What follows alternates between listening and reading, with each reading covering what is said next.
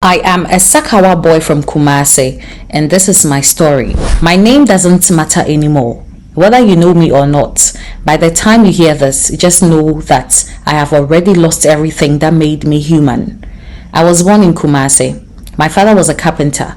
My mother sold tomatoes at the market. We weren't poor, but life was hard. I hated the struggle. I hated the way my classmates mocked me for wearing one shoe until it tore. I hated begging my uncles for school fees, only for them to say that if my daddy had worked harder, I wouldn't be disturbing them. When I was 20 years, I met some boys around town with some nice cars, clothes, and girls following them. Everyone was saying they were Sakawa boys, and I laughed. I thought it was just internet fraud, chatting white women, scamming people, but one of them called Kobe told me the truth. He said that if you want to really shine in this life, you need backing. The laptop alone won't feed you. You need spirits to open doors. You need to perform rituals. I should have run that day after he said to me, but I didn't.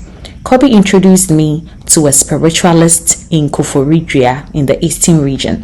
Until today, I can still smell that man's shrine. Red cloth everywhere, and in his shrine, the pots were filled with black water and something hanging from the ceiling that looked like dried human skin. The spiritualist looked at me and said that my star is very bright, but poverty has covered it like dust, and if I will allow him, he will wash that dust away. But I should remember that nothing is free, so he asked me if I'm ready to pay the price, and immediately I said yes. My heart started beating, but I still went ahead to do it. My first ritual wasn't too serious. They just asked me to bring a fowl, schnapps, and my fingernails, and that was all. Afterwards, they bathed me in blood and strange leaves. That night, for the first time in my life, a white woman I had been trying to scam for a long time sent me $2,000 just from chatting her, and that was how money started flowing. But with Sakawa, once you taste money, you will want more, and with more comes deeper demands. So it didn't just end there. The spiritualist kept calling me back. He told me that the spirits are saying that I am very greedy, and if I want cars and houses, I must give them something with life. So he told me they demanded that I brought a dog, goat, and sheep. And I told myself that it wasn't a problem at all because all they demanded were animals. So I got them and I took them to the shrine. After a few months, money was flowing in as usual. My clients were really paying big monies. I didn't have to stress chatting a client at all.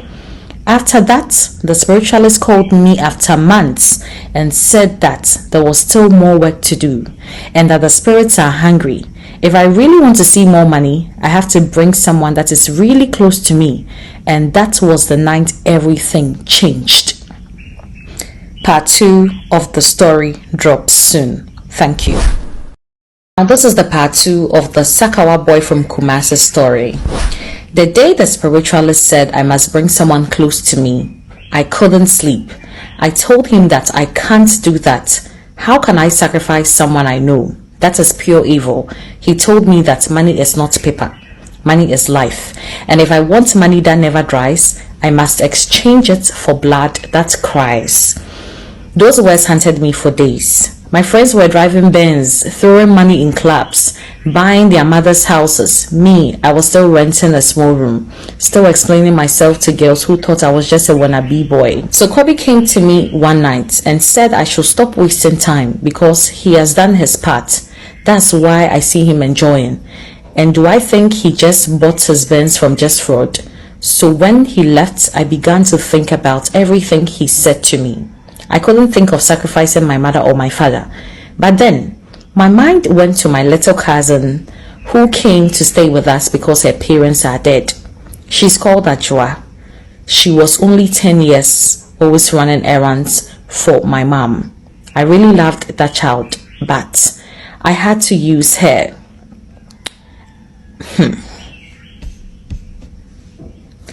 I told her that I was taking her out during the weekend and she shouldn't tell anyone. I was going to buy her pizza and ice cream. So I finally bought her the pizza and ice cream as promised. And I told her that now we should go to my friend's place, then we go home before my parents come. When I was leaving with her, no one saw me move out with Ajua from home. We finally got to the shrine, and I felt very uneasy.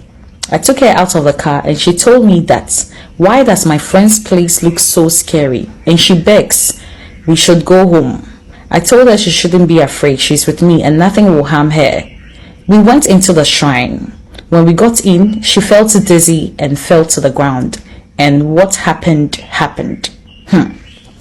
But when it was all over, I could see her lifeless body. The room was filled with blood. The spiritualist told me that was the end. I didn't go home that night because the ritual was performed that night.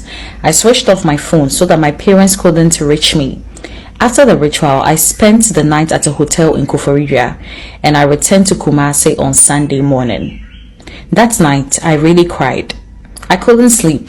Every time I closed my eyes, I saw my cousin's face. When I got to Kumasi, my parents asked about Ajua's whereabouts and I swore that I never saw her. Till today, my parents don't know that I have used Ajua for sacrifice. I also called the spiritualist and told him that ever since I used the child for sacrifice, she's been hunting me in my dreams, and it's not only her. Her dead parents have been hunting me in my dreams too.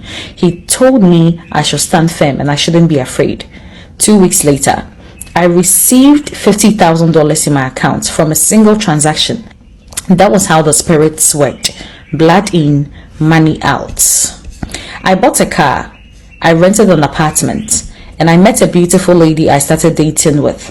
And along the line, she got pregnant. My money was flowing in, and suddenly, the same uncles in my family who ignored me started calling me chairman. Girls who once laughed at me wanted to sit in my car and wanted me to date them. And yet, every night, Ajua, my little cousin, will appear in my dream. Months later, the spiritualist called me again and told me that the level I am on is still small.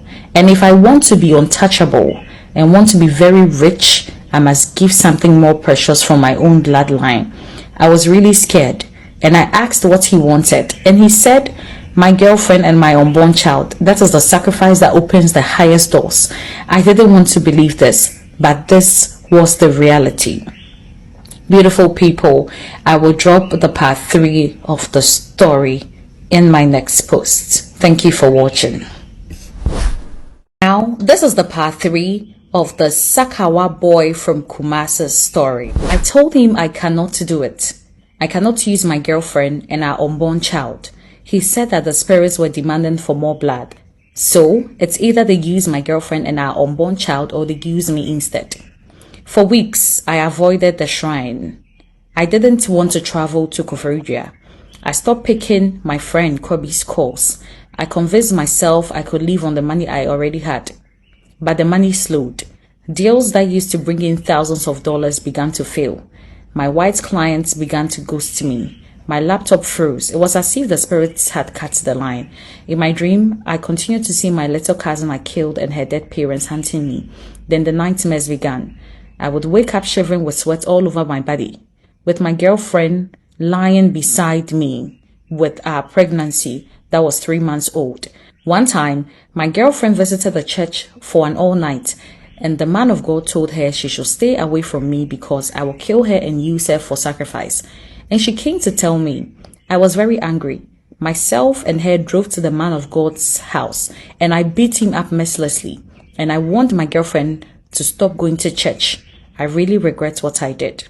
The following week, I went back to the shrine and I didn't even speak. I just stood there with my head bowed. The spiritualist told me that the spirits told him that I would definitely come back. I asked him what I must do. He told me plainly. They said when the pregnancy reaches 7 months, I should bring my girlfriend to the shrine.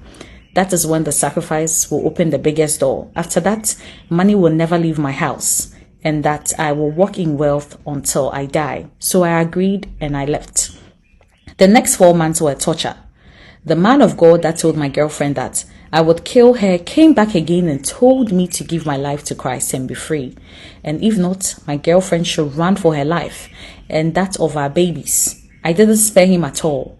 My parents had to come in, and my mom sat me down telling me that she doesn't even understand how I make money. And I got very angry with her too. From that time, I've never spoken to my mom, and I stopped taking care of her.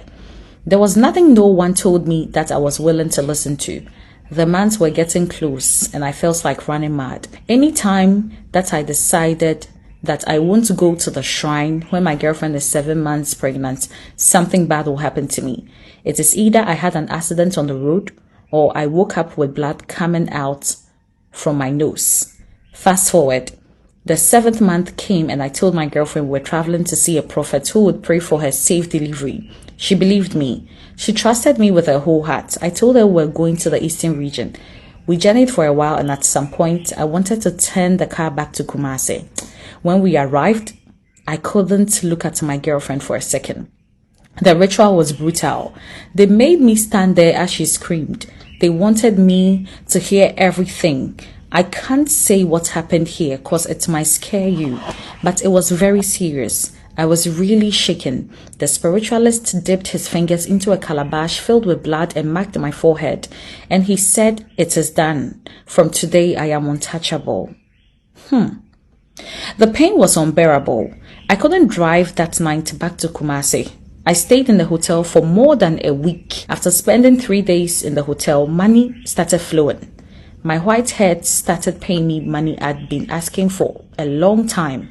I received wire transfers, gift cards, contract opportunities I never chased back to back, and my dreams became very scary. Seeing my little cousin Ajua, my girlfriend with our unborn child, things I've never seen before. It's really scary. I saw the man of God again when I returned to Kumasi. He told me he's aware that I've killed my girlfriend because what he sees is beyond what others see. He told me to repent and accept Christ because they would demand everyone in my family, including me. I didn't mind him, and I warned him that the next time I see him, I will kill him. My mother was also asking about my girlfriend, and I told her that she's there. My dreams kept haunting me. I was being controlled by spirits. I bought a house for my mom in a way of apologizing to her, and she didn't accept it. My uncle told me they liked the house, and I gave it to them. The spirits kept demanding, and because some of my uncles were greedy, I used them. At the end of the year, I had sacrificed 3 uncles from my mother's family. That was when I realized that I wasn't in control anymore. Ladies and gentlemen, I'll post the final part soon. Thank you for watching. Now, this is the final part of the Sakawa boy from Kumasi's story. The money wasn't mine. The cars, the houses, the power, none of it belonged to me. It all belonged to the spirits, and I was just their prisoner. And so no matter how far I ran, no matter how much I tried to cover it up with wealth and noise, one truth kept stabbing me in the chest. I had killed my own blood, my cousin, my girlfriend, and my unborn children, my mother's brothers, all for what? For paper, for houses and cars which are all vanity. When I became too stubborn and I couldn't meet the deadline that was given, they gave me a wound at my back around my waist, and it really smells so bad.